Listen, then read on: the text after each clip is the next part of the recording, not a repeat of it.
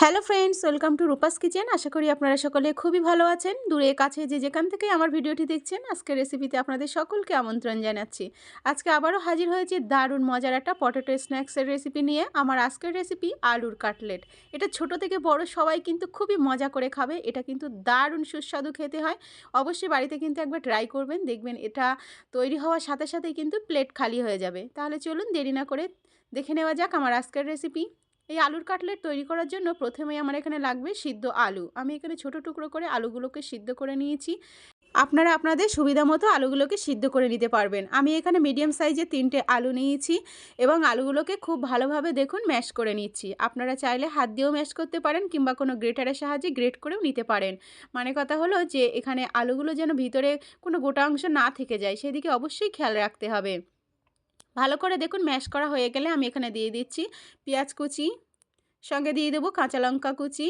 আমি এখানে দুটো দিয়েছি, আপনারা আপনাদের স্বাদ মতন ব্যবহার করবেন। তারপরে দিচ্ছি ধনেপাতা কুচি, অবশ্যই দেওয়ার চেষ্টা করবেন, ফ্লেভারটা দারুণ হয়। দেবো স্বাদ মতো লবণ, আর এখানে দিয়ে দেবো হাফ চামচ হলুদ গুঁড়ো।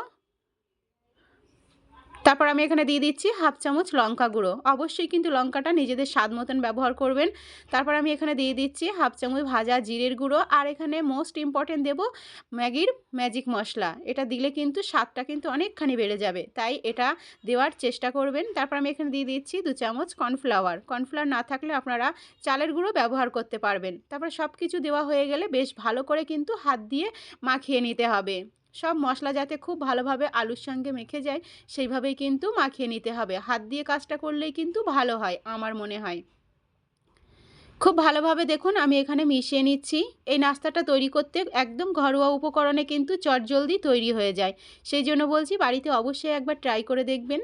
দেখুন আমার এটা রেডি হয়ে গেছে। এখন হাতে কিছুটা তেল নিয়ে নিয়েছি। অবশ্যই হাতে তেলটা দেবেন, তাহলে দেখবেন হাতে একদমই লেগে যাবে না। তারপর অল্প অল্প করে আলুর ডো নিয়ে এইভাবে হাতের সাহায্যে কিন্তু আমাদের একটা শেপ আকারে তৈরি করে নিতে হবে। দেখুন জাস্ট কতটা সহজ এটা। এটা কিন্তু এইভাবে হাত দিয়েই কিন্তু তৈরি করে নিতে হবে। আপনারা দেখলেই বুঝতে পারবেন এটা আমি কিভাবে তৈরি করছি। জাস্ট 4 সাইড এইভাবে একটু শেপ দিয়ে তৈরি করে নিলেই কিন্তু হয়ে যাবে। দেখুন আমি কাটলেটের আকারে তৈরি করে নিয়েছি। আমি আরও একটা আপনাদের তৈরি করে দেখাচ্ছি। এটা কিন্তু খুবই সহজ। এইভাবে বাড়িতে আলুর কাটলেট তৈরি করে দেখবেন, এটা খেতে কতটা মজার হয়। বিশেষ করে বাচ্চারা কিন্তু খুবই পছন্দ করবে। এটা যারা তেলে ভাজা পছন্দ করেন বাইরের থেকে না খেয়ে যদি বাড়িতেই এইভাবে চটজলদি তৈরি করে নিতে পারেন, তাহলে দেখবেন অনেক ভালো লাগবে এবং অনেক মজার খেতে হয় এটা। দেখুন আমি আরও একটা তৈরি করে নিয়েছি। আশা করি দেখেই বুঝতে পারছেন কতটা সহজ। আমি এই সেম পদ্ধতিতে সব কাটলেটগুলোকেই তৈরি করে নিচ্ছি। দেখুন তৈরি করা হয়ে গেছে আমার। এটা কিন্তু খুব বেশি সময়ও লাগে না। তারপরে দেখুন সবগুলো তৈরি করা হয়ে গেলে আমি কোট করার জন্য এখানে একটা বাটিতে 2 চামচ ময়দা নিয়েছি আর সামান্য একটু লবণ দিয়ে পরিমাণ মতো জল দিয়ে দেবো এখানে। দিয়ে খুব ভালো করে একটা হ্যান্ড উইক্সের সঙ্গে আমি মিশিয়ে নিচ্ছি। দেখুন একটা এইভাবে ঘন ব্যাটার আমার তৈরি করে নিতে হবে। খুব বেশি পাতলা ব্যাটারও তৈরি করা যাবে না, আবার একেবারে যে ঘন ব্যাটার তাও কিন্তু নয়। মিডিয়াম সাইজের একটা ব্যাটার আমার তৈরি করে নিতে হবে। তারপর আমি এখানে ব্রেড ক্রাম্বস নিয়েছি এবং এই ব্যাটারের মধ্যে এক একটা করে কাটলেট দিয়ে তারপর আমি এই ব্রেড ক্রাম্বসের মধ্যে দিয়ে আমি কিন্তু কোট করে নেব। আমি এখানে টোস্ট বিস্কুটের গুঁড়ো দিয়ে কিন্তু এই ব্রেড ক্রাম্বসটা তৈরি করেছি। আপনারা চাইলে পাউরুটির গুঁড়ো করেও কিন্তু এইভাবে মিক্সিতে দিয়ে গুঁড়ো করে আপনারা ব্রেড ক্রাম্বস বাড়িতেই তৈরি করে নিতে পারবেন। দেখুন আমার একটা কোট করা হয়ে গেছে। এই সেম পদ্ধতিতে আমি বাকি সবগুলোকে কোট করে নেব। এখন এটা ভেজে নেওয়ার পালা।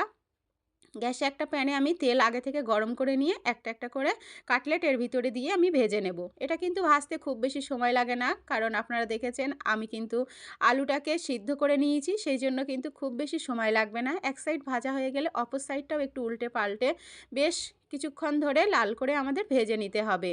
এইভাবে কিন্তু অবশ্যই বাড়িতে একবার ট্রাই করবেন, দেখবেন এটা কতটা মজার খেতে হয়। এটা কিন্তু খুবই সুস্বাদু খেতে হয়। দেখুন এক সাইড ভেজে নেওয়ার পর অপর সাইডটা আমি খুব ভালো করে ভেজে নিয়েছি। এখন একটু গোল্ডেন ব্রাউন করে ভেজে নেওয়ার পর আমি এটা তুলে নিচ্ছি। দেখুন জাস্ট দেখতে কতটা সুন্দর হয়েছে। এটা খেতেও কিন্তু দারুণ সুস্বাদু হয়। দেখুন আমি এখন গরম গরম সার্ভ করে নিয়েছি। আশা করি দেখেই বুঝতে পারছেন এটা কতটা বেশি সুস্বাদু হতে পারে। আশা করি আমার আজকের এই সহজ রেসিপি আপনাদের খুবই ভালো লেগেছে। ভালো লাগলে অবশ্যই ভিডিওতে এটা লাইক করবেন এবং কেমন লেগেছে কমেন্ট করে জানাবেন। এর উপরটা যেমনই মুচমুচে, ভিতরটা কিন্তু খুবই সফট, খেতে কিন্তু দারুণ লাগে।